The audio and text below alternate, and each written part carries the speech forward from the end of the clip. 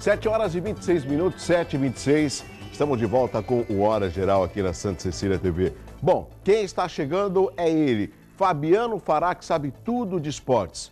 Fabiano Fará, tá bonitão, bom hein, dia. Fabiano? Bom dia, que modelito é esse aí? Bom É de dia esportes? Para comemorar a boa campanha do Santos, né? Exato, boa, tá em sétimo, né? Sétimo lugar, surpreendendo. E se ganhar no meio da semana? É o único que joga no meio de semana, jogou atrasado contra o Náutico quarta-feira, 9 da noite na Vila, pula para quinto, ou seja, fica ali na porta das equipes que podem se classificar a Libertadores do ano que vem. Surpreendente, até pela reforma administrativa e técnica que o Santos vem passando. Bom, excelente ontem o primeiro tempo 2-0 e depois acabou o Criciúma fazendo Fez um gol. 2-1. Foi 2-1. Mas mesmo assim, importante são os 3 pontos. Exatamente, né? Mas essa oscilação de um primeiro tempo excelente para um segundo muito aquém preocupa o torcedor, preocupa o técnico Claudinei Oliveira. Tem que acertar isso se quiser chegar na Libertadores. Você tem os gols? Temos aqui, ó. Começando por sábado, Palmeiras e Sport, Série B. Wesley começou aqui no Santos, marcou esse golaço de fora da área. Wesley que foi revelado pelo Santos em 2008, pelo técnico Emerson Leão. Sinceramente, nunca vi o Wesley fazer um gol desse. Primeira vez. Golaço. O Palmeiras e Sport no Pacaembu, Wesley de novo, fez o segundo do Palmeiras. Palmeiras que é líder da Série B, está a 4 vitórias de conseguir o acesso à Série A, de voltar à divisão de elite.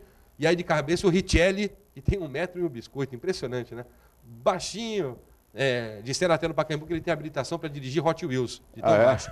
No Serra Dourada, Goiás e São Paulo, finalzinho de jogo, 44, quase 45, o Rodrigo zagueiro. Cara, o Ceni.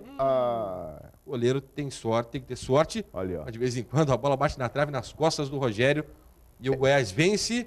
E o São Paulo continua fora da zona do rebaixamento. Aquela câmera dentro do gol é câmera exclusiva do Hora Geral, né? Exatamente. Esse é o gol do Thiago Ribeiro. Um golaço do Santos, muito trabalhado nessa jogada. O Montijo bate o escanteio, o Gustavo Henrique de cabeça e o Thiago Ribeiro na segunda trave fez Santos 1, Criciúma 0 na Vila Belmiro. Foi um golaço, um gol bem trabalhado. O Montijo recebeu essa bola aqui na ponta direita e o William José pediu. De pé direito, o William José fez 2-0 Santos. O Santos marcou esse segundo gol, uma jogada também trabalhada. Acabou aí, né? E aí tem o gol do Criciúma. A falta foi batida e o Criciúma fez o gol com o Leonardo, zagueiro que foi revelado na base do Santos, campeão brasileiro pelo Peixe em 2004.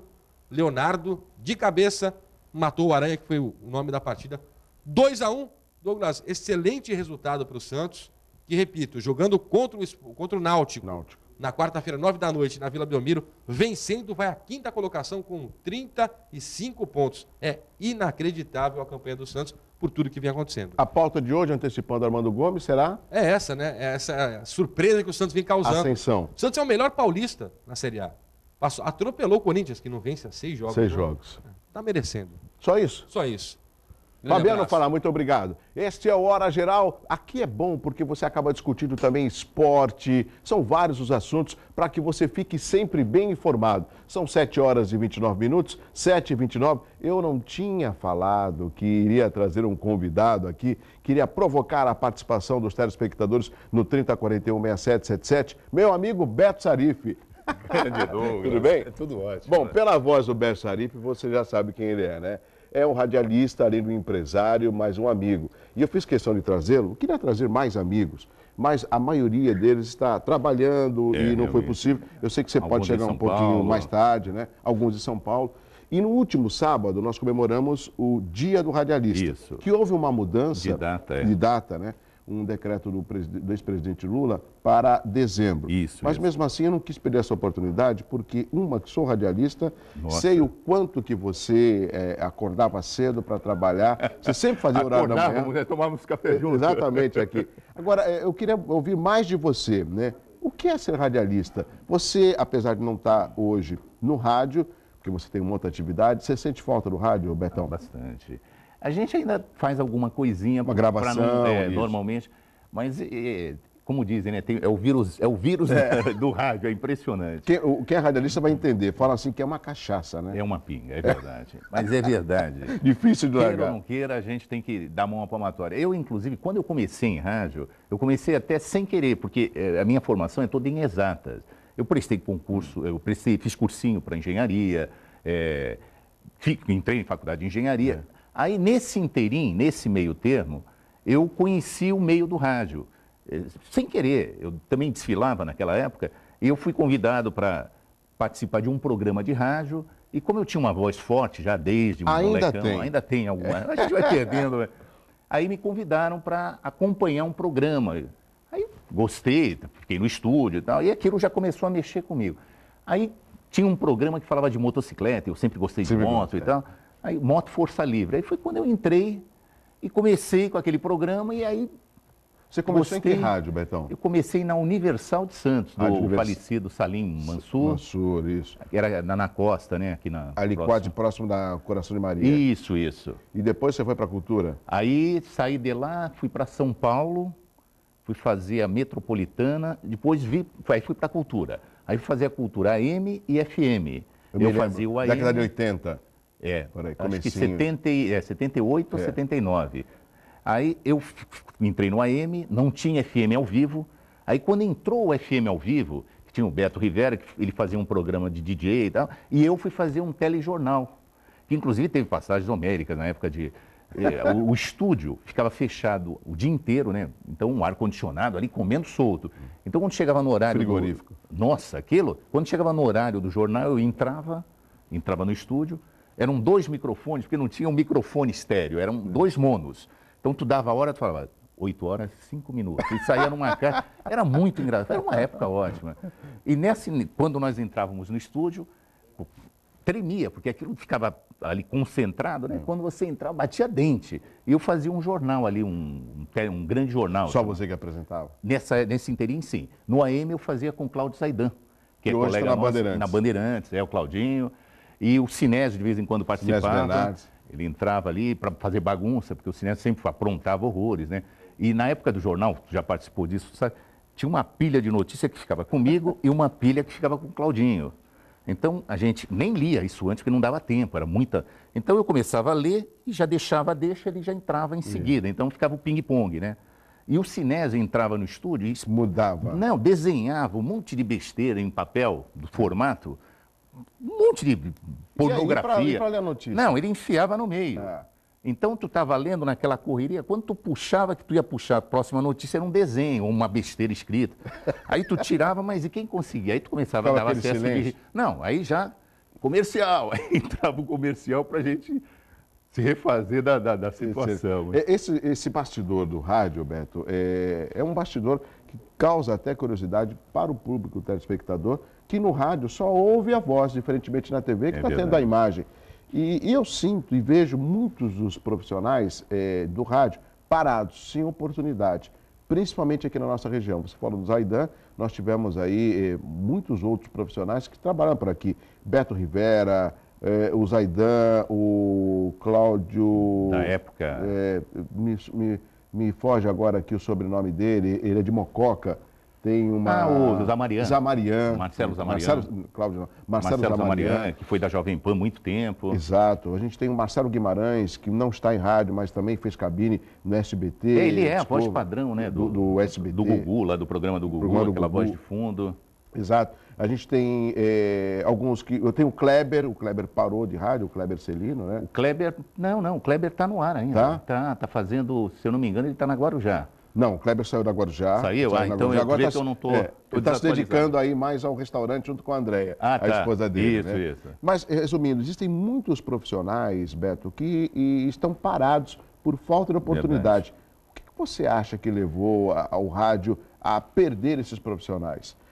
Na realidade, o rádio, infelizmente ou felizmente, porque tudo tem sua época, quando a televisão começou a entrar, tirou um pouco desse espaço, porque na nossa época, quando nós começamos, rádio era, para ter uma ideia, 80% de audiência, de modo geral, era em cima do rádio. Exato. Então, eu me lembro que, como você falou, não me conheciam pessoalmente, só que eu ia num supermercado, ia num restaurante... Pela voz. Aí começava a falar, o pessoal começava a olhar de longe, aí vinha sempre tem alguém que... Só uma pergunta, você não é o Beto Zarif? Aí alguém escutava, então era engraçado, era uma época áurea do rádio. Quando a televisão entrou, ocupou muito o espaço do rádio.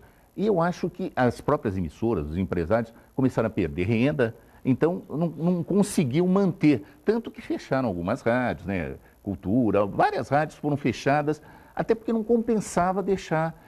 Agora, na minha opinião, o rádio agora está começando, acredito que esteja começando... O fato da banda AM passar a ser digitalizada, eu acho que isso melhora a qualidade de som. Então, isso daí, segundo, aí são duas opiniões. Tem aquele pessoal que acha que entrando digital, com essa qualidade que pretende colocar no rádio, que vai melhorar. Eu não sei, nesse ponto eu ainda não parei para pensar friamente, porque rádio, eu escuto muito rádio porque eu gosto. Então eu entro no carro, eu ligo o rádio. Tá?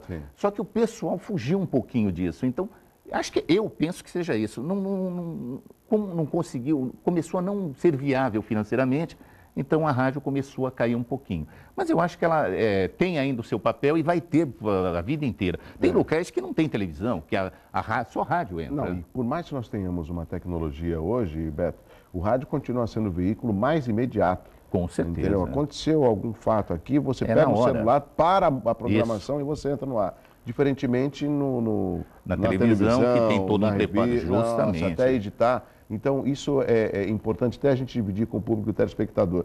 E o rádio acaba sendo um companheiro. Quando você está no estúdio, Beto, no estúdio, 4 paredes, você está sozinho, no domingo.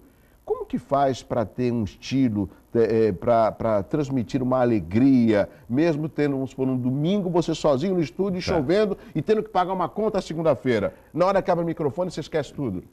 Quem faz aquele momento gostoso é o ouvinte. Porque quando você está no estúdio, sempre tem um ouvinte que te liga, que te acompanha e normalmente sente pela tua voz se você está legal, se você está com algum problema. É incrível. Às vezes ligavam ouvintes para mim, Beto, está tudo bem contigo, eu estou te achando, não que você esteja diferente, mas eu estou sentindo que você...